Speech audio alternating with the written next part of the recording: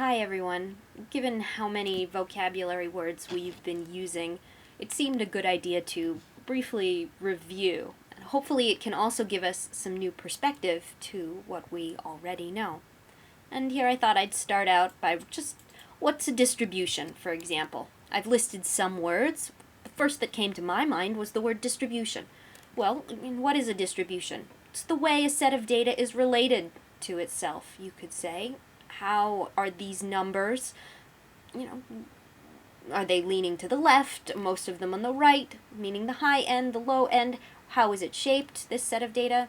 Where is the middle of the data? How spread out is the data? You could think about it like this. And some common distributions that we have and we've talked about a lot are things like normal distributions. Normal distributions where we know that's data that is symmetric.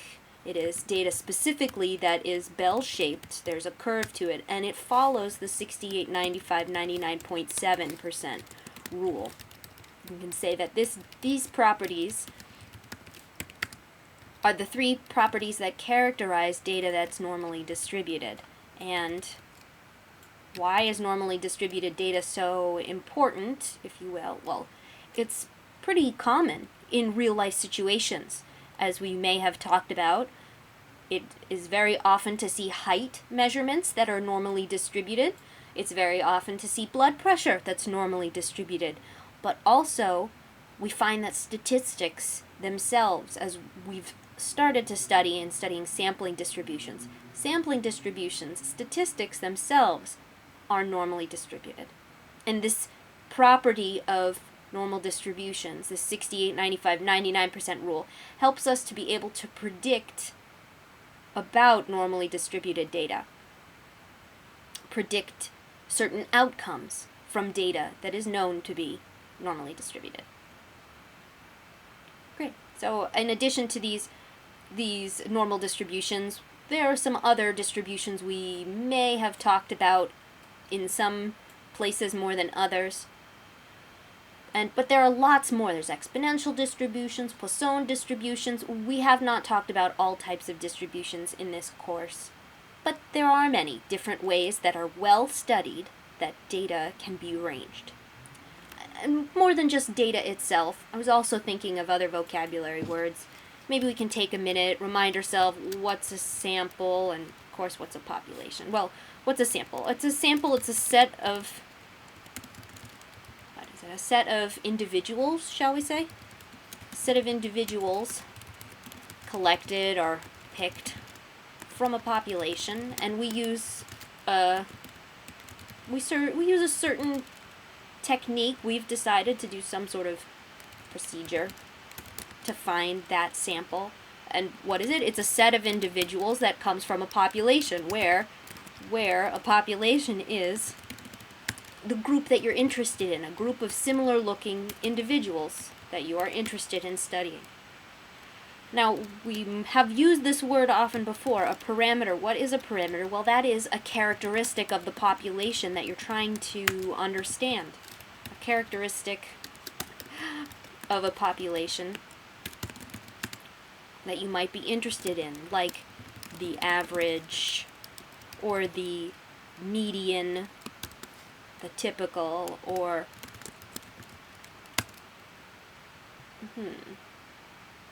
I invite you to think about it as well.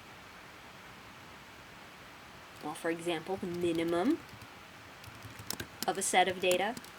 You have to have a specific data set in order to know what the maximum of that set of data is.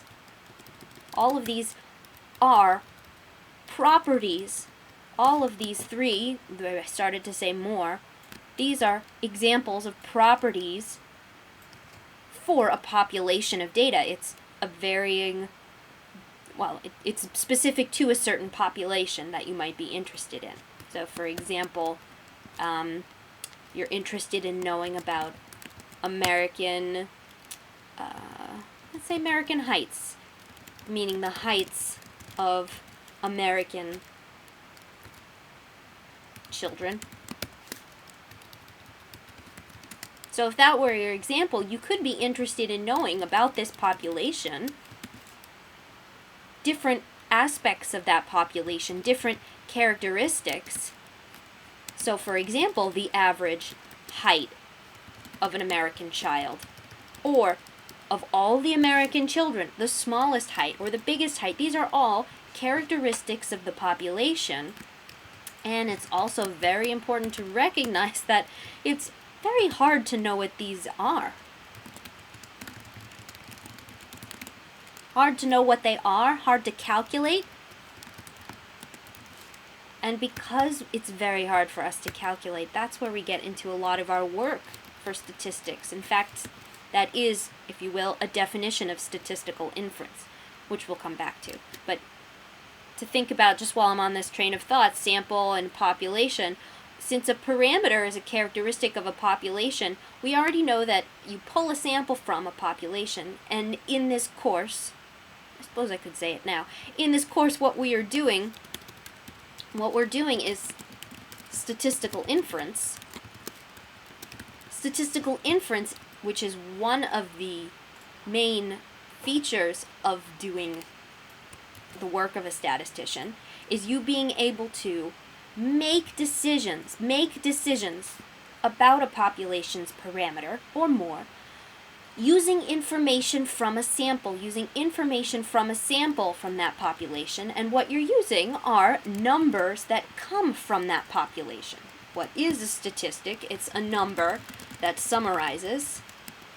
It's a number that summarizes a larger set of numbers. Talked about that before. You can also think of it, therefore, as it is a characteristic of a sample taken from the population that you're interested in. And so what you're doing in statistics through statistical inference is you're making decisions about a population based on the sample that you take of it. You're making decisions about the population's characteristics based on the sample's characteristics. Different types of statistics. You already know types of statistics, right? Types of statistics, just examples of statistics. It's the same as here, the same as above. The average, the median, the minimum, all of these are statistics.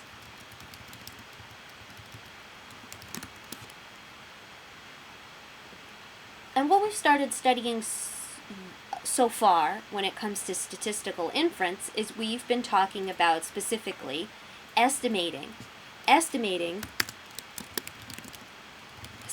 what? Estimating these population parameters. You take a population sample, and from that sample you calculate a statistic and use that statistic to estimate the real population's parameter that you'd like to know, but you can't calculate it. This is what we're spending a lot of time doing right now. Once we finish that, there's also getting to talk about another method of statistical inference, which is called hypothesis testing. And that is exactly what it sounds like. You're going to understand, by the end of the course, how to decide about a possible hypothesis, a possible educated guess, something that you think will be true about a real-life situation, a test that you can make. And so we will have a chance to go into this in more detail. But for now, let's focus on just reminding ourselves this notation, especially for a population parameter. And before I even get into notation, let's just remind ourselves, okay, I've got a distribution. What do I mean when I say a sampling distribution? Well, we know that a distribution is the way that a set of data is related to itself, how it's shaped, centered, and spread. Well, the sampling distribution is the way a set of statistics is related. And when I say that, the way that set of statistics is related. When I say statistics, again, I'm meaning this word statistic up here, which has many different versions. You can talk about a mean, you can talk about a median, standard. There are lots of numbers you can calculate lots of numbers you can calculate from a sample. And so because of that, there are lots of different types of sampling distributions. So for example, you can have the sampling distribution of the sampling mean. A sampling distribution, it's a way a set of data is related. So it's a distribution. A sampling distribution of the sample mean is the way a set of means is related. A way a set of sample means are related. When you pull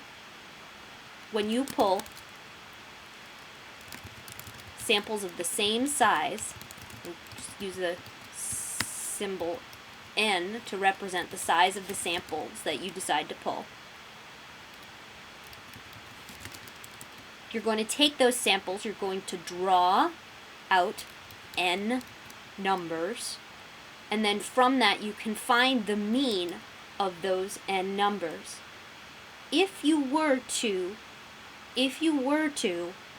pull an infinite number of samples and find an infinite number of sample means, drawing them all together, looking at them all together, the sampling distribution of the mean is the way a set of sample means is related.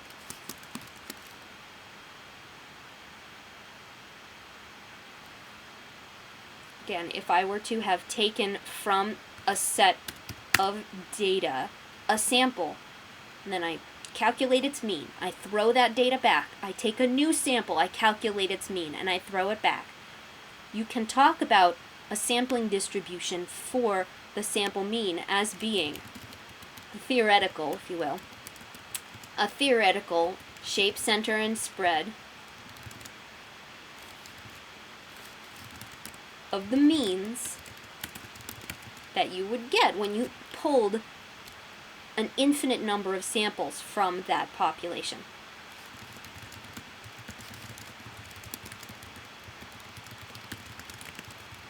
Infinite number of samples, and therefore an infinite number of sample means from a population. An infinite number of sample means because each sample gives you a sample mean. Each sample can be used to calculate a sample mean. So if you pull an infinite number of samples, if you pull an infinite number of sample means, then the way in which those means are related, are the way those means are shaped, centered, and spread, that's talking about the sampling distribution of the sample mean. The sampling distribution of the sampling mean of size n. Because you can pull samples of different sizes. So that's how we know we can talk about the sampling distribution of a sample mean. You can also talk about different types, again, of statistics. The sampling distribution of a statistic. And any statistic. The sampling distribution, let's just put those symbols around it. Sampling distribution of the sample. What other statistics can we take from a population? Of the sample medians. The sample's proportion. That's another big one that we'll use a lot in class. Now, is it a little silly to say the sampling distribution of the sample proportion? Yes, probably. But it is correct. It is correct to talk about, here's the idea of a sampling distribution. And by saying this sample proportion instead of just saying proportion, in my mind, it emphasizes the fact that we're talking about statistics, proportions that are being pulled from many samples from that population. A whole bunch of proportions. How are those proportions distributed? The proportions that would be calculated from samples taken from your original population. Whew, nice work, everyone. So, we've talked about sampling distributions, the definition. What is a sampling distribution? We've talked about and reviewed these words. What's a statistic? versus a parameter, and how they come from a sample and a population, respectively. And reminding ourselves, okay, the whole point of what we're doing in this class, in many cases, is to make decisions about parameters, using parameters based on statistics that you get from the sample. And many times it's important to talk about symbols for those concepts, if you will. Symbols for concepts like the mean and the proportion or the standard deviation. All sorts of numbers that you can calculate from a sample, or numbers that you can calculate from a proportion, because if you can calculate them for a population, if you calculate them, I said that wrong. Symbols that you could calculate for a sample, these ones, and also not just symbols, numbers that you could calculate from a sample, but also numbers that you could calculate from a proportion. You could calculate a mean for a whole population. The average, just for example, the average, as I scroll back up, looking to where I said it here, the average height of an American child, that parameter, I'll never be able to know all American children's heights. So instead, and I also, I have to define what do I mean by a child. But because it's hard to calculate, I'll never be able to know this number. Instead of being able to find that number, that parameter, that mu, which I can pretend, for example, the average height of an American child is 3 feet. I'm making that entirely up. How should we know? It's very hard to find this number. So instead of trying to, we can't find that number. So the only way usually to find that number realistically is to go and to take a sample from the population. Sample it, find that sample mean. So this maybe is 3 feet. And we use this number to estimate the real population mean, the real average height of a child. This is the process of inference, using this number to estimate this number, because we'll never know what this is. Likewise, if you're trying to ask yourself about a proportion, like what's the true proportion? Maybe we should think about, what does it mean when I say a proportion? What's a proportion? Let's give ourselves a little space, because frankly, that's one, let's see, where else do we talk about that? Statistics, because one characteristic of a sample you could be interested in is a proportion.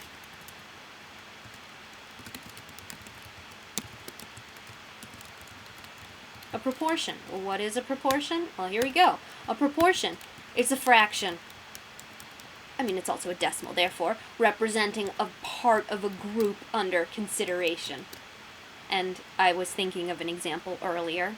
My example was the proportion of people who would vote for Bernie Sanders. What proportion of people will vote for Bernie Sanders? What does that mean? I'm thinking to myself, well, the proportion of people, it's a fraction representing a part of a whole group. If you want to know who will vote for Bernie Sanders, you're going to need to know not just the number of people who will vote, but also you're going to want to know about the total number of people. In other words, a proportion is talking about a part of a whole. I'm interested to know how the people who vote for Sanders will relate to the total number of people who will vote. This is an example for a proportion. This number, which will be a decimal,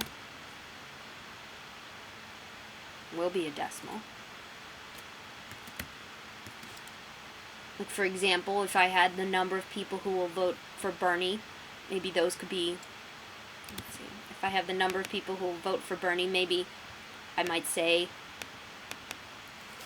10,000 people. Well, that would be depressingly small. I don't know. Anyone want to take a guess at a number? say 300 million people in America. Let's say 100 million. Very unlikely. Say that 100 million people end up voting for Bernie out of all, maybe not even, but say 300 million people. Total number of voters. 100 million people vote. 100 million people vote for Bernie out of 300 million people who would vote total, as an example. And that would give me a proportion, I agree, like of 0.3. So again, a proportion, it's a fraction that represents a part of a group under consideration. And we're very familiar with the idea of turning fractions into decimals, and also from decimals into percentages. So we could think of that as 33%. But if someone's talking to you about a proportion, in your own brain, keep it as a decimal. That's what I recommend. So now we know that proportions are also a type of statistic that you could pull from a sample of a population. Just like you could pull a sample and calculate the mean of that sample, the mean characteristic, some mean of the population's sample. Or you could pull a sample and be interested in the proportion from that sample. The proportion of people who like tomatoes, the proportion of people who vote for Bernie Sanders, compared to the people who will not vote for Bernie Sanders. And we have that this proportion, for example, is that. Well, how likely is this proportion to estimate correctly the real population's proportion? It's a good question, but that's the idea of statistical inference. Let's make sure we're very clear on some symbols, some notation for this. Symbols for, we've already talked about what's the average of something. And now, just like I said here, you've got the mean here on this row. And then you can also talk about the proportion. Proportion, a real proportion of people who might want to ultimately vote for Bernie Sanders. I will never really know, but I can find a statistic from a sample. That's the sample proportion. This number is called a sample proportion. Versus, as we could imagine, a population proportion.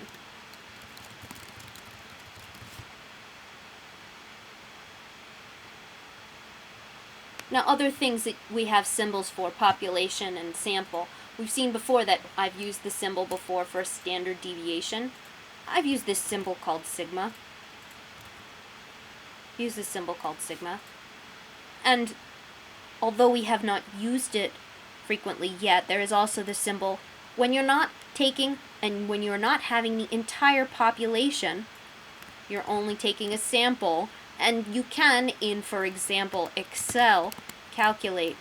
For example, in Excel, you can use a formula STDEV, and you can calculate this number, for example. There's also a formula mathematically that you can use to calculate these numbers, as we've seen before. But this is the symbol used when you're calculating a standard deviation from a sample. It's just a different symbol than this. So in our brains, we can say, okay, I'm interested, or I'm using data from a sample right now.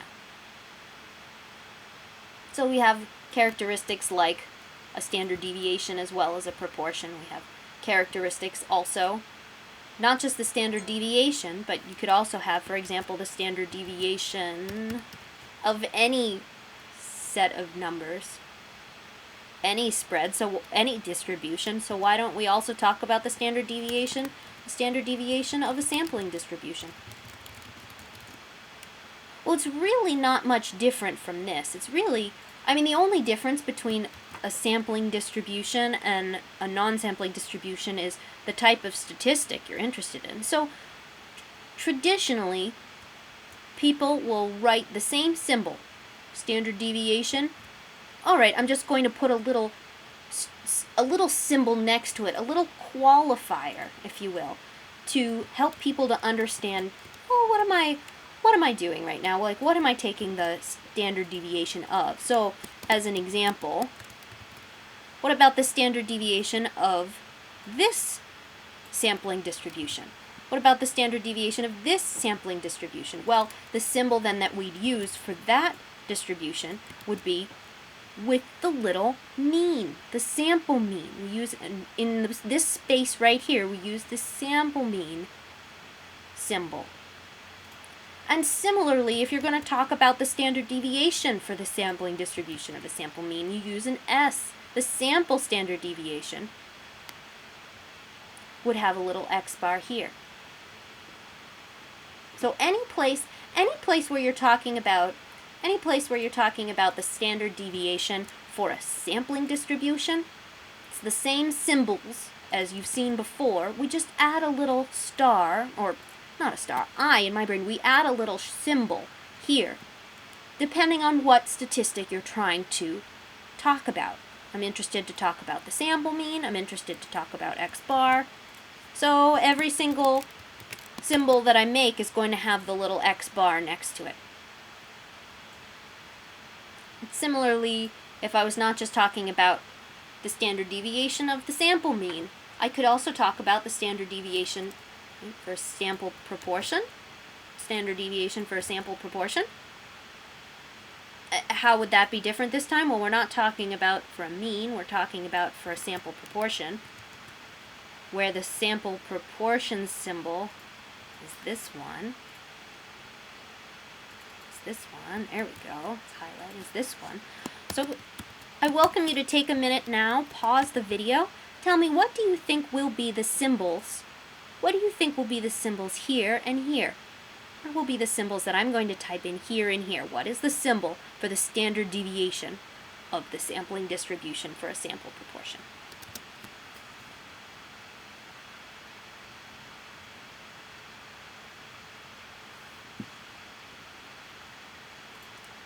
Alright, and great, so if you've had a chance to think about it, if you wrote down this symbol here, then you are correct.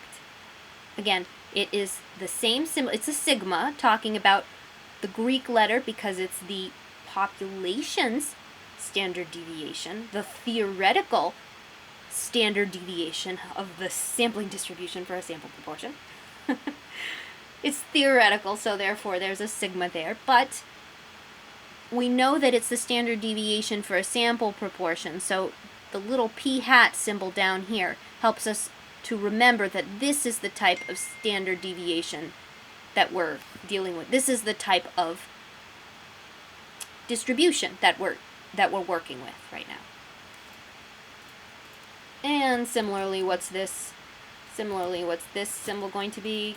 Well, it's not going to be sigma, it's going to be S. It'll look like that. Nice job, everyone.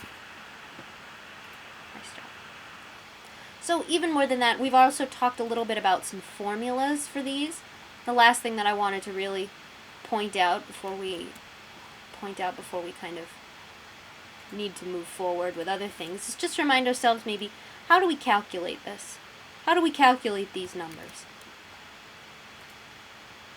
How do we calculate these numbers? Hopefully this formula looks familiar. Oh dear. Split onto 2 pages. That is not helpful. Let's move this. Cut. Paste. Insert a new page break. Gymnastics. Paste. There we go. Plenty of space. Hopefully this looks familiar, that if you're going to calculate the standard deviation for, if you will, one of the blue histograms that we used in our online stat book simulation.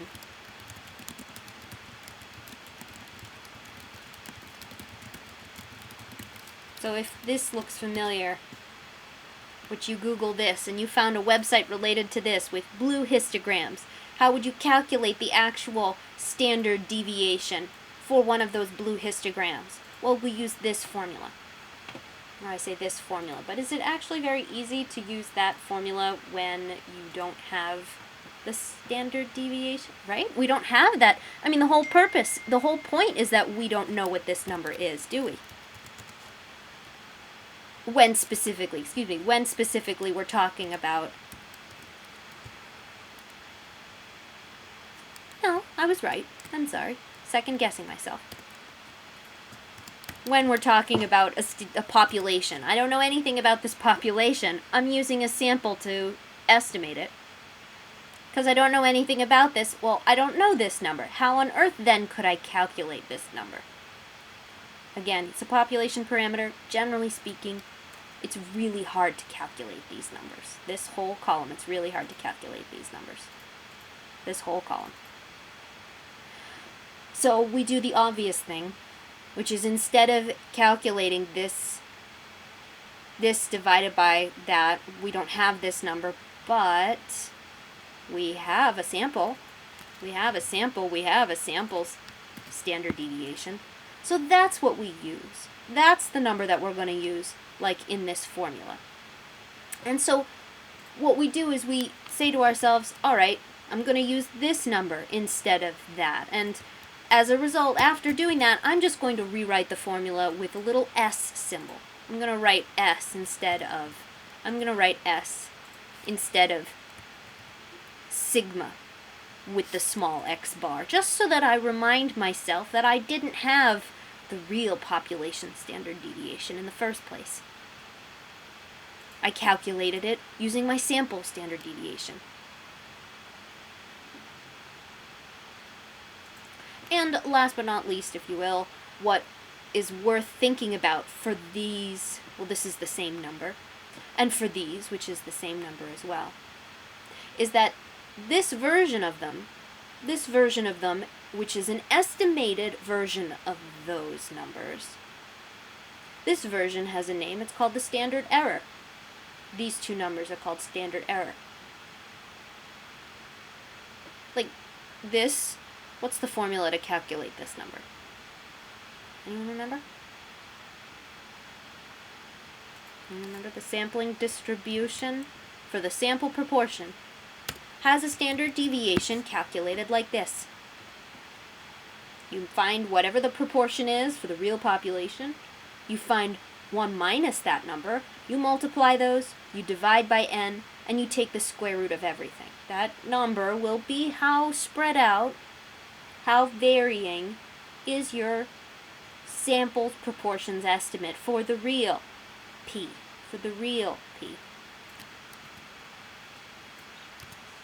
And obviously we don't have p to begin with. So we're pretty much always going to be taking the sample's proportion, that 0.3333, we're going to take that number and use that number in here to estimate how spread out the sampling distribution for p hat would be. And last but not least then, as I was saying, these numbers here, these numbers are estimates for, as all of these are, these numbers are estimates for their paired numbers over here. This is an estimate for that, and this is an estimate for that. These numbers are known as specifically as the standard errors for sampling distributions, if you will. A standard error, it's the estimated standard deviation for a sampling distribution. It helps us to not get confused with the real standard deviation, which I won't know. And also you can think to yourself that the standard error is actually it's a shortened description of it's shorthand, it's like a nickname for saying instead the standard error of your estimate. Even better, standard error for the estimate. This is a longer way of saying, this is a very shorthand. We're making an estimate about the sampling distribution. We're making an estimate about the standard deviation of a sampling distribution. Because you're making an estimate in the first place, we're kind of estimating properties of the estimate, so it's an error for that estimate. So this is another word that's often used to describe this calculation, or this calculation. Again, we're very unlikely to know these numbers, but we can calculate this number, so we can calculate this. We can calculate from a sample this number, so we can calculate this. These are estimates for the real population's properties. And when I say population in this case, it's the population of the sampling distribution for either the mean or the proportion. And the more we do with this, the more it will come more quickly. It takes a long time to understand this. Again, you can have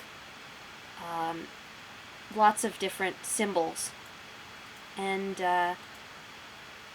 if it's helpful to know, there is another, if you want to read more about what is the standard error for a statistic, be it the standard error of a sample mean or the standard error of a sample proportion, here's a website where you can find some more.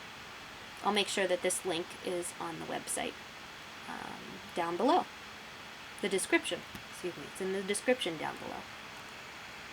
So what we've taken some time to do today is review some of the vocabulary that we've talked about so far in the course that have been floated around a lot frequently, reminding ourselves what's a distribution, sample, population, and the parameter from that population versus a statistic from a sample from that population. Whew. We've talked about proportions with an example. We've talked about what is statistical inference and the idea of a sampling distribution, as well as some symbols for common parameters and statistics that we've been dealing with so far. Here is again just a brief summary of how these numbers have special name for them and why they might have used that special name. And nobody needs to see that. It's time for all of us to go to bed, apparently. But if you have any further questions, please feel free to send an email to me or reach out, and I thank you for your time.